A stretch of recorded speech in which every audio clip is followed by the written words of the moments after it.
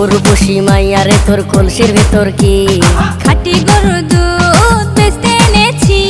দে না একটু খাই, দামটা আগে চাই, আর দে না একটু খাই। দামটা আগে চাই, তোদের মতো ভিড় খাওয়াদের চেনে রেখেছি। উর্বশী মাইয়ারে তোর কলসির ভেতর কি